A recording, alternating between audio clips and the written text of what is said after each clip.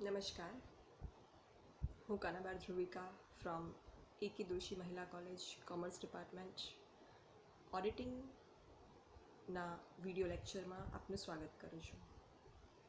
આગલા લેક્ચરમાં આપણે ઓડિટિંગનું ઉદ્ભવ કઈ રીતે થયો, શબ્દ શેના પરથી આવ્યો, ઓડિટિંગની વ્યાખ્યા, એનો અર્થ, આ બધા વિશે ચર્ચા કરી.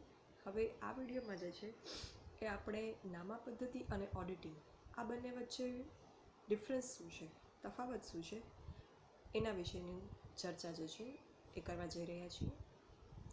આ જે પોઈન્ટ્સ સ્ક્રીન ઉપર તમે જુઓ છો એ તફાવતના મુદ્દાઓ છે. એ મુદ્દાની ડિટેલ્સ જે છે આપણે હવે આગળ ડિસ્કસ કરશું.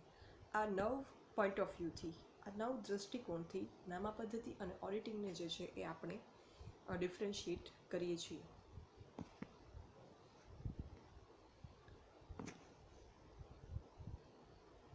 ફર્સ્ટ, મીનિંગ, અર્થ. બંનેનો મીનિંગ શું થાય? તો અકાઉન્ટન્સી લેફ્ટ સાઈડ એનો અર્થ આપેલો છે કે અકાઉન્ટન્સી જે છે નામા પદ્ધતિ, એનો અર્થ થાય આર્થિક વ્યવહારોને હિસાબી ચોપડામાં નોંધવા, વાર્ષિક હિસાબો તૈયાર કરવા અને નાણાકીય પત્રકો રજૂ કરવા. તો આર્થિક વ્યવહારો જે થયા હોય એ બધા વ્યવહારોની નોંધ કરવી, એ વ્યવહારોનું એકત્રીકરણ કરવું, એમનું વર્ગીકરણ કરવું વ્યવહારના પ્રકાર મુજબ, અને ધંધાની આર્થિક પરિસ્થિતિ જે છે એ રજૂ કરતો નાણાકીય પત્રકો રજૂ કરવા. નાણાકીય પત્રકોમાં નફા નુકસાન ખાતું અને પાકા સરવૈયાનો મુખ્યત્વે અને વેપાર ખાતાનો સમાવેશ કરવામાં આવે છે. તો આ જે છે આ બધું કરવું એ નામા પદ્ધતિના અંડરમાં આવે છે. તો નામા પદ્ધતિનો અર્થ આ છે. હવે જોઈએ રાઈટ સાઈડ ઓડિટિંગનો અર્થ.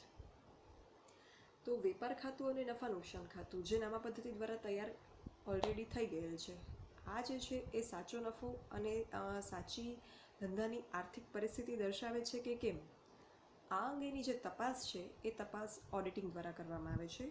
એ માટેના જરૂરી સપોર્ટિંગ એવિડન્સીસ, આધારભૂત પુરાવાઓ, માહિતી, ખુલાસા, વાઉચર્સ, આ બધું જે છે એની વૈજ્ઞાનિક તપાસ કરવાની જે પ્રક્રિયા છે એને ઓડિટિંગ કહીએ છીએ.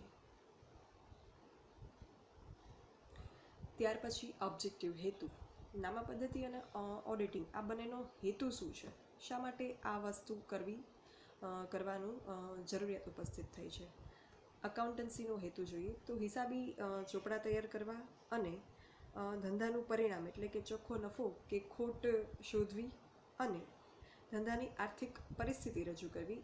આ જે છે આ ઓબ્જેક્ટિવથી, આ હેતુથી અકાઉન્ટન્સી જે છે એ પ્રેક્ટિસ એની કરવામાં આવે છે, નામા પદ્ધતિ જે છે એને અમલમાં મૂકવામાં આવે છે. જ્યારે ઓડિટિંગનો શું હેતુ છે એ જોઈએ તો જે નાણાકીય પત્રકો નામા પદ્ધતિ દ્વારા લખાયેલા છે, આ પત્રકો કાયદાની જોગવાઈ અનુસાર લખાયા છે, કાયદાનું ક્યાંય ઉલ્લંઘન તો નથી થતું, આ ચકાસવા માટે ઓડિટિંગ કરવામાં આવે છે. અને જે પત્રકો છે એ ધંધાની સાચી અને સંપૂર્ણ આર્થિક સ્થિતિ રજૂ કરે છે કે કેમ, આ તપાસવાનો જે હેતુ છે એ ઓડિટિંગનો છે. સાચી અને સંપૂર્ણ પરિસ્થિતિ રજૂ કરવી એટલે નફા નુકસાન ખાતું છે એ ધંધાનો સાચો નફો રજૂ કરે અને પાકું સરવૈયું જે છે એ ધંધાની સાચી આર્થિક પરિસ્થિતિ રજૂ કરે. આ એનો અર્થ થાય છે સાચી અને સંપૂર્ણ આર્થિક પરિસ્થિતિનો. તો આ ઓબ્જેક્ટિવથી, આ હેતુથી જે છે એ ઓડિટિંગ કરવામાં આવે છે.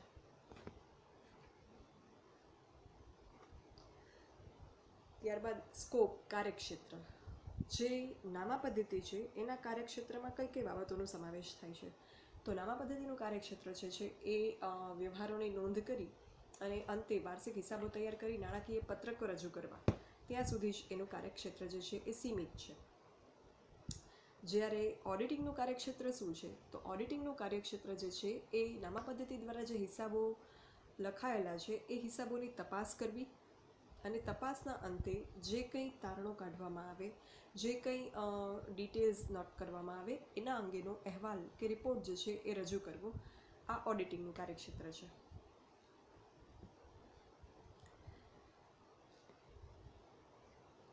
હવે આ અકાઉન્ટિંગ અને ઓડિટિંગ આ બંનેનું કાર્ય જે વ્યક્તિ દ્વારા, જે પ્રોફેશનલ્સ દ્વારા કરવામાં આવે છે, એમનું ડેઝિગ્નેશન, એમનો હોદ્દો શું હોય છે અને એમની ક્વોલિફિકેશન શું હોય છે, એમની લાયકાતો શું હોય છે, એ બંને પણ અલગ છે. અકાઉન્ટિંગનું જે કામ કરતો હોય એ વ્યક્તિ જે છે એને હિસાબનીશ, અકાઉન્ટન્ટ કહેવામાં આવે છે. અને એ હિસાબી શાસ્ત્રનો જાણકાર હોવો જોઈએ. અકાઉન્ટિંગ નોલેજ જે છે એ એની પાસે હોવું જોઈએ. એના માટે કોઈ ચાર્ટર્ડ અકાઉન્ટન્ટની પદવી જે છે એ જરૂરી નથી અકાઉન્ટન્સી માટે. જ્યારે ઓડિટિંગ માટે જે છે, ઓડિટિંગનું જે કામ કરે એ વ્યક્તિને ઓડિટર કહેવામાં આવે છે. અને ઓડિટર જે છે એ વિશેષ લાયકાત ધરાવતો હોવો જોઈએ, જે લાયકાતનું નામ છે ચાર્ટર્ડ અકાઉન્ટન્ટ. ચાર્ટર્ડ અકાઉન્ટન્ટ જે છે એની પદવી જે છે એ ICAI દ્વારા આપવામાં આવે છે, Indian institute of chartered accountancy. આ સંસ્થાની સ્થાપના 1949માં થઈ હતી. આ સિવાય એક શબ્દ હજી પણ પ્રચલિત છે, કોસ્ટ અકાઉન્ટન્ટ, જેની પદવી જે છે એ ICWA દ્વારા આપવામાં આવે છે, Indian coast and works accountant, institute of Indian coast and work accountancy. તો ઓડિટર બનવા માટે જે છે એ ચાર્ટર્ડ અકાઉન્ટન્ટની લાયકાત હોવી જરૂરી છે. ત્યારબાદ નેચર ઓફ ફંક્શનિંગ, કાર્યવાહીનું સ્વરૂપ. અકાઉન્ટન્સીની જે કાર્યવાહી છે એનું જે સ્વરૂપ છે એ વૈજ્ઞાનિક છે. વૈજ્ઞાનિક શા માટે? તો વિજ્ઞાન જે છે એ સિદ્ધાંતો આધારિત છે, આપણે જાણીએ છીએ. અને જે અકાઉન્ટન્સી છે એ પણ સિદ્ધાંતો આધારિત છે. અકાઉન્ટન્સી જે છે એ નામાના સિદ્ધાંતોને આધારભૂત લઈ અને રખવામાં આવે છે. તો આ માટે અકાઉન્ટન્સીની જે કાર્યવાહી છે એ ચોક્કસ સિદ્ધાંતો, પ્રણાલિકાઓ અને નિયમોના આધારે થતી હોવાથી એને વૈજ્ઞાનિક સ્વરૂપ ગણવામાં આવે છે. જ્યારે ઓડિટિંગની જે કાર્યવાહી છે એ સ્થાપિત ચોક્કસ પ્રક્રિયાઓ અને પ્રયુક્તિઓ દ્વારા કરવામાં આવે છે, પણ એના માટે કોઈ સ્ટાન્ડર્ડ પ્રોસિજર એસ્ટાબ્લિશ થઈ શકે નહીં.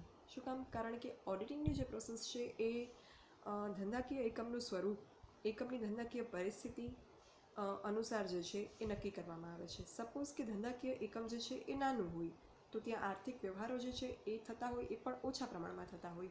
તો આવા સંજોગોમાં જે ઓડિટ કાર્યક્રમની રચના કરવામાં આવેલી કાર્યવાહી જે હોય અને એની કમ્પેરિઝનમાં જે કોઈ મોટું ધંધાકીય સ્વરૂપ હોય કે જે આર્થિક વ્યવહારો બહુ બહોળા પ્રમાણમાં, મોટા પ્રમાણમાં, લાર્જ અમાઉન્ટમાં થતા હોય, તો એનું જે ઓડિટિંગની કાર્યવાહીનું સ્વરૂપ હોય એ તદ્દન અલગ હોય.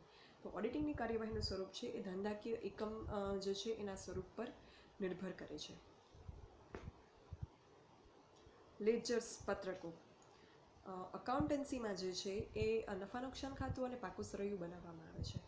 હવે આ પાકું સરૈયું અને નફા નુકસાન ખાતું જે છે એમાં ભૂલો અને છેતરપિંડીઓ હોવાની શક્યતાઓ છે, હોઈ શકે ભૂલો અને છેતરપિંડીઓ.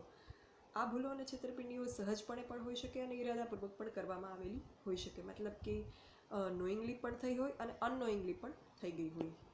જ્યારે ઓડિટિંગ જે છે એ ઓડિટિંગનો રોલ જ એ છે કે જે અકાઉન્ટન્સીમાં, અકાઉન્ટ્સમાં, નાણાકીય પત્રકોમાં ભૂલો અને છેતરપિંડીઓ થઈ છે એને શોધવાની છે.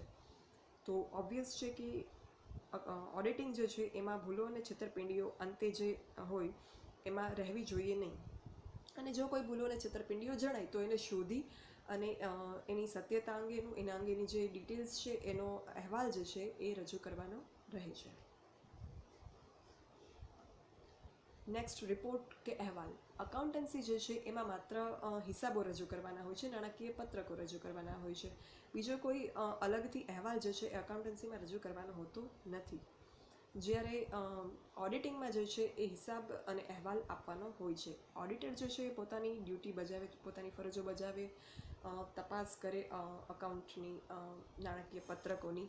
તો એ તપાસના અંતે નફા નુકસાન ખાતું ધંધાનો સાચો નફો દર્શાવે છે કે કેમ, અને પાકો સરવૈયો ધંધાની સાચી અને સંપૂર્ણ આર્થિક પરિસ્થિતિ દર્શાવે છે કે કેમ, આ અંગેનો અહેવાલ જે છે એ ઓડિટરે પોતાના ઓડિટ રિપોર્ટમાં આપવાનો રહે છે.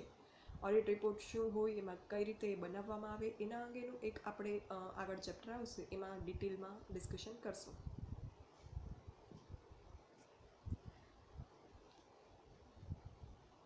કાર્યનો સમય. હિસાબી અકાઉન્ટન્સી જે છે, અકાઉન્ટિંગનું કામ જે છે એ હિસાબી સમય દરમિયાન ચાલુ જ રહે છે. એ જે છે એ સ્ટોપ નથી થતું. હિસાબી સમય એટલે આપણે જાણીએ છીએ કે 1 એપ્રિલથી શરૂ કરી અને નેક્સ્ટ 31 માર્ચ સુધી આપણો જે છે એ ફાઇનાન્શિયલ યર હોય છે. ફોરેન કન્ટ્રીઝમાં 1 જાન્યુઆરીથી 31 ડિસેમ્બરનો હોય છે. તો આ સમગ્ર હિસાબી સમય દરમિયાન જે અકાઉન્ટન્સીનું કામ છે એ ચાલુ રહે છે. વ્યવહારો થતા રહે છે ધંધામાં, આર્થિક વ્યવહારો. અને આ વ્યવહારો જે છે એની નોંધ પણ થતી રહે છે. તો આ રીતે હિસાબી સમયગાળ દરમિયાન અકાઉન્ટન્સીનું કામ ચાલુ રહે છે. જ્યારે ઓડિટિંગનું કામ જે છે એ હિસાબો લખાઈ ગયા પછી શરૂ થાય છે. કારણ કે ઓડિટિંગે લખાયેલા હિસાબોમાં ભૂલ છેતરપિંડી નથી, હિસાબો સાચા છે, આ બધું ચકાસવાનું છે. માટે હિસાબો લખાઈ ગયા પછી જ ઓડિટિંગનું જે કામ છે એ શરૂ થાય છે. અને આના લીધે જે ઓડિટિંગને જે છે એ પોસ્ટમોર્ટમ પ્રક્રિયા કહેવામાં આવે છે, મરણોત્તર પ્રક્રિયા. મતલબ કે એકવાર અકાઉન્ટિંગ થઈ ગયું પછીની જે છે પ્રોસેસ, પછીની જે ચકાસણી છે એ છે, એટલા માટે. નેક્સ્ટ, હિસાબી જ્ઞાનનો ઉપયોગ. હવે જે અકાઉન્ટિંગ નોલેજ છે કે જે પ્રોફેશનલ નોલેજ છે, જે નિષ્ણાંત જ્ઞાન છે, એનો ઉપયોગ બંનેમાં અલગ અલગ રીતે, અલગ અલગ વેમાં કરવામાં આવે છે. જે અકાઉન્ટન્સી છે, અકાઉન્ટિંગ છે, એમાં હિસાબી જ્ઞાનનો રચનાત્મક ઉપયોગ કરવામાં આવે છે. રચનાત્મક ઉપયોગ એટલે ક્રિએટિવ યુઝ. અકાઉન્ટિંગ લખવા માટે પણ પ્રિન્સિપલ્સ ઘણા બધા છે, મેથડ છે, single entry system, double entry system, વાર્ષિક હિસાબો બનાવવા માટેની પણ અલગ મેથડ છે, શેડ્યુલ મેથડ અને રેગ્યુલર મેથડ. તો આ રીતે હિસાબી જ્ઞાનનો જે છે એ રચનાત્મક ઉપયોગ કરી અને અકાઉન્ટન્સી જે અકાઉન્ટિંગ જે છે એમાં હિસાબો લખવામાં આવે છે. જ્યારે ઓડિટિંગ જે છે એ હિસાબી જ્ઞાનનો વિશ્લેષણાત્મક ઉપયોગ છે. વિશ્લેષણાત્મક એટલે એનાલિટિકલ યુઝ. એનાલિટિકલ એટલે શું? એનાલિસિસ એટલે શું? પૃથ્થકરણ. કે તમને કોઈ એક બાબત આપી હોય અને એના ઉપર તમે એનું એનાલિસિસ કરો કે જે કોઈ વસ્તુ છે, જે કોઈ મેટર છે, એ શા માટે છે, એના પાછળ શું જવાબદાર છે, એ સાચું છે કે ખોટું, ખોટું છે તો શા માટે છે, સાચું છે તો કયા સિદ્ધાંતને અનુસરીને છે, આ બધું ચકાસવું એને કહેવાય વિશ્લેષણાત્મક ઉપયોગ. તો ઓડિટિંગમાં જે છે એ હિસાબી જ્ઞાનનો વિશ્લેષણાત્મક ઉપયોગ કરવામાં આવે છે. તો આ હતા 9 મુદ્દા કે જેનાથી આપણે અકાઉન્ટન્સી અને ઓડિટિંગ, નામા પદ્ધતિ અને ઓડિટિંગ, આ બંનેને ડિફરન્શિએટ કરી શકીએ છીએ. હવે એક વાત થોડીક પરીક્ષાલક્ષી કહી દઉં. એક્ઝામમાં જો તમને તફાવત પૂછવામાં આવે સપોઝ, તો એ તફાવત જે છે એ તમારે કઈ રીતે લખવાનો? આપણી બુકમાં જે છે એ તફાવત આ રીતે, આપણી બુકમાં જે છે એ તફાવત કંઈક આવી રીતે આપેલો હોય કે વચ્ચે એક આપણે લાઈન ડ્રો કરી નાખીએ, અહીંયા જે છે એ અકાઉન્ટિંગ અને આ બાજુ છે આપણે ઓડિટિંગ જે છે એ લખી નાખીએ. તો આ રીતે બુકમાં તફાવત હોય છે. અને અહીંયા જે છે એ મુદ્દાઓ, એના પોઈન્ટ્સ આવે છે, જે મેં તમને ફર્સ્ટ સ્લાઇડમાં બતાવેલા. તો આ રીતે આપણે બુકમાં હોય છે તફાવત. પણ એક્ઝામમાં જે છે એ મારું સજેશન એવું છે કે તમે તફાવત લખવાની મેથડ જે છે એ કંઈક આવી રાખો કે ફર્સ્ટ પોઈન્ટ, પછી એનો જે હેડિંગ છે કે મીનિંગ કે અર્થ, એ પોઈન્ટ લખવાનો, પછી એમાં અકાઉન્ટિંગ હેડિંગ કરી અને એનો અર્થ, અને પછી ઓડિટિંગ હેડિંગ કરી અને એનો અર્થ. સેકન્ડ પોઈન્ટ જે આવતો હોય એનું નામ હોય ઓબ્જેક્ટિવ હતો, એ રીતે. તો આ રીતે જે છે એ પ્રેઝન્ટેશન તમારું વધારે સારું તફાવતમાં કરી શકાય.